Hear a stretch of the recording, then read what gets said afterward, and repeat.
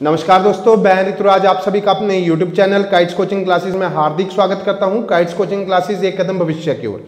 आज का जो हमारा टॉपिक रहेगा वो जेईई के बैच के रिगार्डिंग कौन सा टॉपिक है, जनरेशन, कंप्यूटर जनरेशन के बारे में। तो वीडियो शुरू करने से पहले मेरा आप सभी से निवेदन है कि वीडियो को जितना ज्यादा हो सके शेयर कीजिए, चैनल को सब्सक्राइब कीजिए और लाइक के साथ साथ कमेंट जरूर कीजिए ताकि मेरे को भी पता चल सके कि मैं आपको कितनी अच्छी मेहनत करवा रहा हूं या नहीं करवा रहा हूं। ठीक है, तो शुरू करते हैं आज का टॉपिक जनरेशन के बारे में। तो जो हम बात करेंगे फर्स्ट जनरेशन की, तो क्वेश्चन क्या बनेगा कि फर्स्ट जनरेशन में किसका यूज हुआ।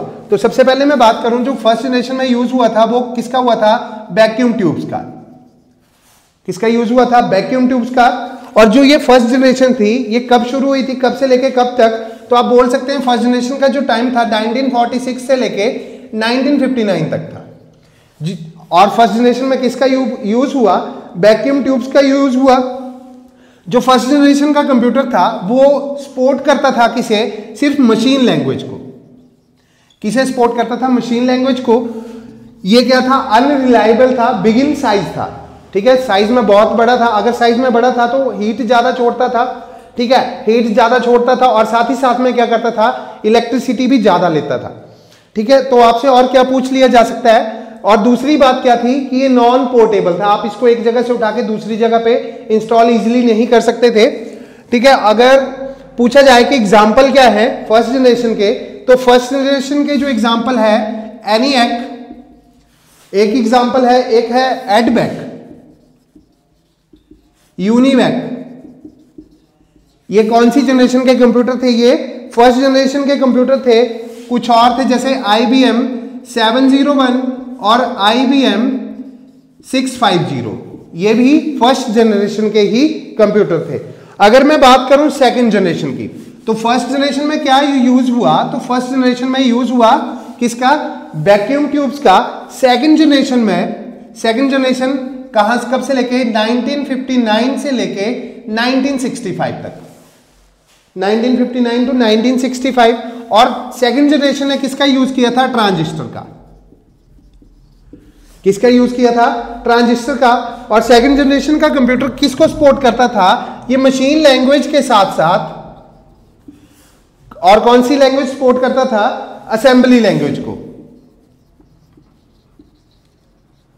अब ये लैंग्वेज के बारे में आपको अलग से करवा दूंगा, machine language, assembly language, low level language, high level language, इनके बारे में अलग से करवा दूंगा। आज हम जनरेशन के बारे में कर रहे हैं। तो सेकंड जनरेशन का कंप्यूटर किसको सपोर्ट करता था, मशीन लैंग्वेज, असेंबली लैंग्वेज को।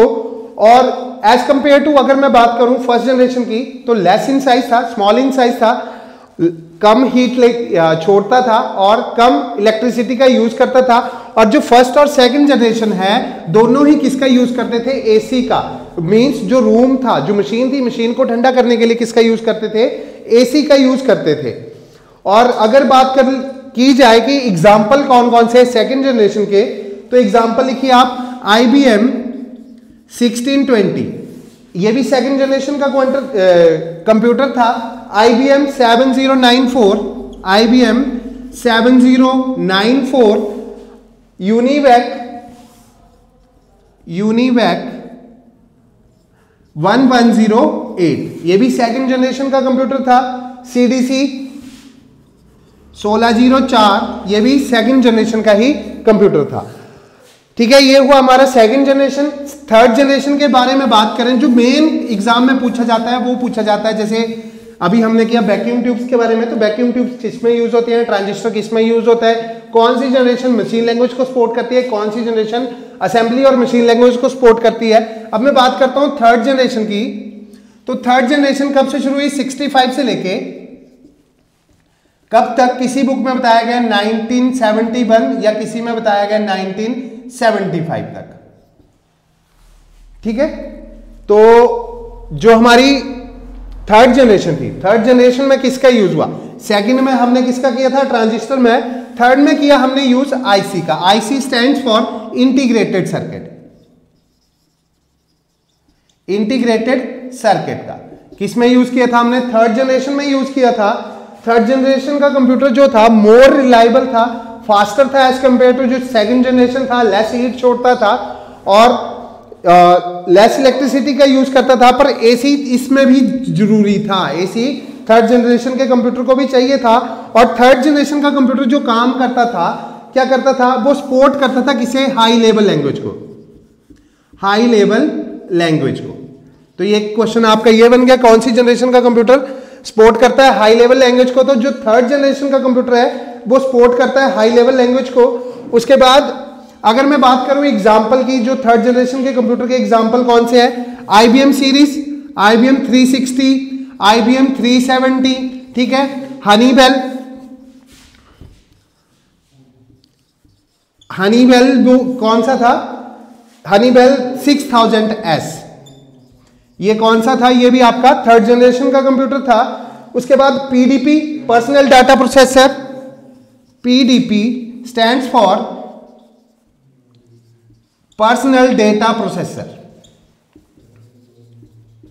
ये आपका कौन सा था, ये आपके थर्ड जनरेशन के कंप्यूटर थे। अगर मैं बात करूं फोर्थ जनरेशन की, तो थर्ड जनरेशन में किसका यूज किया गया, आईसी का। अब फोर्थ जनरेशन में किसका यूज किया जाएगा, फोर्थ जनरेशन में जो यूज हुआ वो बीएलएसआई का, किसका, बीएलएसआई का। अब ये इसका जो टाइम पीरियड है वो कहां से, 1975 से लेके 89 तक बीएलएसआई का यूज हुआ। VLSI stands for very large scale integration. Clear हुआ। तो जो फोर्थ जनरेशन थी वो किसका यूज करती थी, बीएलएसआई का। और फोर्थ जनरेशन जो था वो चीपर था as compared to third generation, ठीक है। और ये इसमें खासियत क्या आई है, पोर्टेबल था। इसको आप एक जगह से लेके, एक जगह से उठा के दूसरी जगह इजीली ले जा सकते थे। और जो फोर्थ जनरेशन में किसका यूज हुआ, पीसी मींस पर्सनल कंप्यूटर का यूज हुआ। नॉन एसी था, इसमें एसी की जरूरत नहीं थी। और जो इसमें एक और चीज इंट्रोड्यूस की गई थी वो इंटरनेट। आपसे क्वेश्चन पूछ सकते हैं कि इंटरनेट किस जनरेशन में इंट्रोड्यूस किया गया, तो इंटरनेट जो इंट्रोड्यूस किया गया वो किया गया फोर्थ जनरेशन में। अगर मैं बात करूं किसकी, जो फोर्थ जनरेशन के एग्जाम्पल क्या है, तो फोर्थ जनरेशन का आप पहला एग्जाम्पल लिखिए, सी रे। सी रे फर्स्ट, सी रे जो 1 जो था वो पहला सुपर कंप्यूटर था हमारा, ठीक है। सी रे 1, DEC 10, ये भी हमारा फोर्थ जनरेशन का कंप्यूटर था। स्टार 1000 भी हमारा फोर्थ जनरेशन का कंप्यूटर था। और एक और बात बताऊं मैं इसकी, एक और एग्जांपल लिख लो आप इसका, सी रे XMP, सी रे XMP, ये भी हमारा कौन सी जनरेशन का कंप्यूटर था, फोर्थ जनरेशन का। अगर मैं बात करूं फिफ्थ जनरेशन के बारे में, तो फोर्थ जनरेशन ने किसका यूज किया, बीएलएसआई का यूज किया। फिफ्थ में किसका यूज होगा, यूएलएसआई का। और जो फिफ्थ जनरेशन है वो 1989 से आगे है। क्लियर हुआ। तो फिफ्थ जनरेशन में किसका यूज हुआ, ULSI. ULSI means ultra large scale integration, ठीक है, यूएलएसआई का यूज हुआ। जो फिफ्थ जनरेशन का कंप्यूटर है उसका यूज, उसमें किसका यूज हुआ, एआई का यूज हुआ। एआई मींस आर्टिफिशियल इंटेलिजेंस, ठीक है। और इसका, इसमें आप बोल सकते हैं जो रोबोटिक है, ठीक है, रोबोट वगैरह जो होते हैं, ये भी क्या है, फिफ्थ जनरेशन के ही कंप्यूटर है, ठीक है। गेम प्लानिंग इनमें होती है और सपोर्ट करते हैं किसको, एक्सपर्ट सिस्टम को।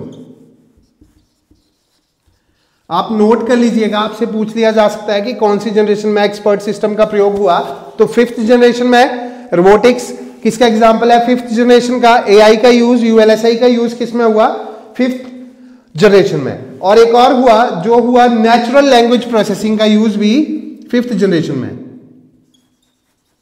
नेचुरल लैंग्वेज प्रोसेसिंग, इसका यूज किसमें हुआ था, फिफ्थ जनरेशन में, ठीक है। और अगर आपको एग्जाम्पल की बात करूं, जो फिफ्थ जनरेशन के आप बोल सकते हैं desktop, laptop, palm book, notebook, ultra book, ये सारी क्या है, ये सारे के सारे एग्जाम्पल किसके हैं, 5th जनरेशन के। ठीक है, ये था हमारा जनरेशन के बारे में। जनरेशन से रिगार्डिंग जो आपसे पूछा जाएगा वो मैंने आपको सारा का सारा करवा दिया है। अब मैं बात करता हूं टाइप्स ऑफ कंप्यूटर की। टाइप्स ऑफ कंप्यूटर, अब ये कंप्यूटर कैसे क्लासिफाई किए गए हैं, किन किन टाइप्स में। अगर मेनली देखा जाए तो कंप्यूटर 3 तरह का है, एनालॉग, डिजिटल, ठीक है, और हाइब्रिड। एनालॉग का अगर मैं एग्जांपल दूं तो जो आपका बाइक का जो स्पीडोमीटर होता है, ऑडोमीटर जो भी बोलते हैं आप, स्पीडोमीटर, वो एक एनालॉग डिवाइस है। क्लियर हुआ? क्योंकि इसमें जैसे आपका टायर घूमेगा तो क्या होगा कि एक पूरा सर्कल बनेगा, ऐसे एक पूरी साइकिल बनेगी, उसी के बाद नेक्स्ट रीडिंग पे जाएंगे। पर डिजिटल में क्या होता है, रीडिंग जो होती है 0 और 1 ही में सपोर्ट करती है। 0 मीन्स वेरी लो और जो पीक पे होगा उसे बोलेंगे 1। और जो हाइब्रिड हुआ वो एनालॉग और डिजिटल का यानी कि कॉम्बिनेशन हुआ, उसे बोलेंगे हम हाइब्रिड। आगे हम बात करेंगे कि जो जिससे आपसे पूछा जाएगा वो डिजिटल कंप्यूटर किससे ज्यादा पूछा जाएगा। जैसे डिजिटल कंप्यूटर किस किस टाइप का होता है, सबसे पहले मैं बात करूं सुपर कंप्यूटर, उसके बाद जो दूसरी टाइप है वो है मेन फ्रेम कंप्यूटर। ठीक है, मेन फ्रेम के बाद जो नेक्स्ट है वो है मिनी कंप्यूटर। ठीक है, मिनी कंप्यूटर के बाद आप बोल सकते हैं माइक्रो कंप्यूटर। अब ये जो सुपर कंप्यूटर है, हमने पढ़ा कि जो 5th जनरेशन का कंप्यूटर सुपर कंप्यूटर कहलाया, तो सुपर कंप्यूटर का यूज कहां होता है। अगला क्वेश्चन आपका क्या बनेगा, सुपर कंप्यूटर का यूज आप लिख सकते हैं किसमें होता है, सैटेलाइट कम्युनिकेशन। सैटेलाइट कम्युनिकेशन में किसका यूज होता है, सुपर कंप्यूटर का यूज होता है। वेदर फोरकास्टिंग में, मौसम विभाग वाले इसका यूज करते हैं वेदर फोरकास्टिंग के लिए, और जो होता है साइंटिफिक रिसर्च के लिए। साइंटिफिक रिसर्च किसका यूज करते हैं, सुपर कंप्यूटर का यूज करते हैं। अगर जो आपसे पूछा जाए कि सुपर कंप्यूटर की स्पीड को किस में मेजर करते हैं, स्पीड को, सुपर कंप्यूटर की स्पीड को जो मेजर करते हैं वो हम करते हैं फ्लोटिंग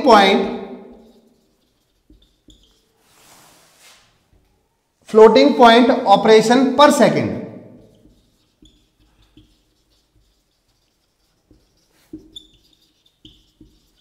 फ्लोटिंग पॉइंट ऑपरेशन पर सेकंड में हम किसकी स्पीड को मेजर करते हैं, किसकी, 5th जनरेशन जो आपका सुपर कंप्यूटर है, FPOLS, किसको मेजर करते हैं, इसमें हम सुपर कंप्यूटर की स्पीड को मेजर करते हैं। आपसे क्वेश्चन पूछा जा सकता है कि कौन सा पहला सुपर कंप्यूटर था, तो हमने अभी किया C-ray 1 was the first super computer in the world. Clear हुआ, C-ray 1 क्या था, पहला सुपर कंप्यूटर था। अगर मैं ये कहां का था, दुनिया का सबसे पहला था। अगर मैं इंडिया की बात करूं, इंडिया का पहला सुपर कंप्यूटर कौन सा था, तो परम 8000 जो था वो इंडिया का पहला सुपर कंप्यूटर था। क्लियर हुआ इतना। अब बात करते हैं किसकी, मेन फ्रेम कंप्यूटर की। तो आप सिंपल सा समझिए, मेन फ्रेम कंप्यूटर क्या होता है, वो कंप्यूटर जो एक ही समय में हजारों क्लाइंटों को हैंडल करता है। ठीक है, एक ही समय में काफी सारे क्लाइंटों को हैंडल करता है, उसे बोलेंगे हम मेन फ्रेम कंप्यूटर। अगर एग्जांपल दूं मैं तो आपका बैंक क्या हो गया, बैंक में भी किस कंप्यूटर का यूज होता है, मेन फ्रेम कंप्यूटर का।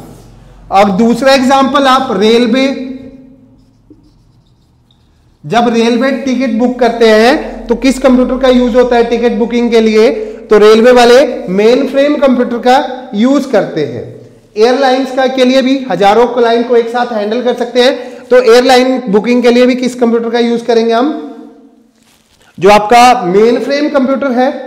ठीक है, अगर बात करूं मैं मिनी कंप्यूटर की, तो मिनी कंप्यूटर में क्या होता है, mini computer use to handle the processing for many user at a same time.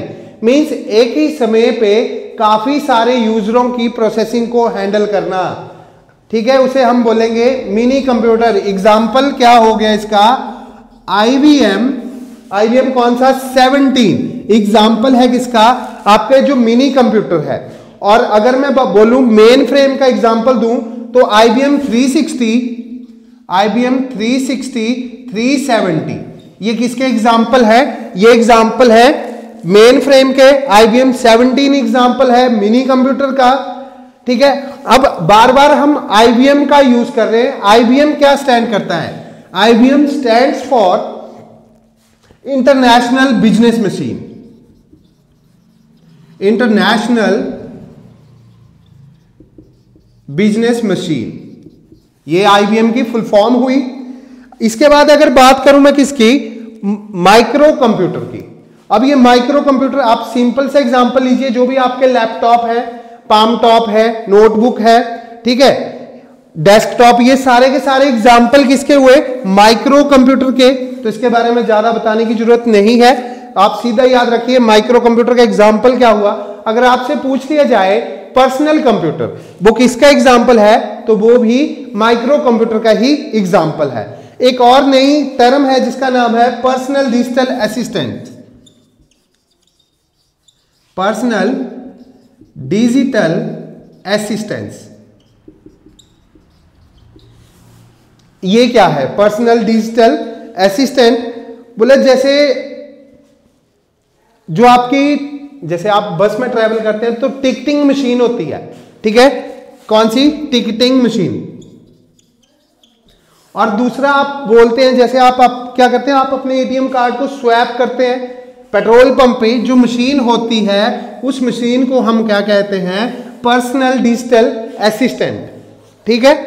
ये था हमारा किसके बारे में, टाइप्स ऑफ कंप्यूटर के बारे में, किस किस तरह के कंप्यूटर यानी कि जनरेशन के हिसाब से कैसे क्लासिफाई किया गया है, और जो कंप्यूटर को आगे डिजिटल में फर्दर कैसे क्लासिफाई किया गया है। कल हम करेंगे जो जितने भी इंपॉर्टेंट क्वेश्चन रहते हैं किससे रिगार्डिंग, जो हमारे जनरेशन से रिगार्डिंग है, ठीक है। जैसे हमसे पूछ लिया जाए father of computer, father of modern computer, तो ये जितने भी क्वेश्चन है ये हम कल कवर अप करेंगे। आप मेरे साथ बने रहें, मैं आपको हर एक महत्वपूर्ण डाटा आपके सामने पेश करूंगा। आशा करता हूं आपको मेरा ये वीडियो जरूर पसंद आया होगा। धन्यवाद।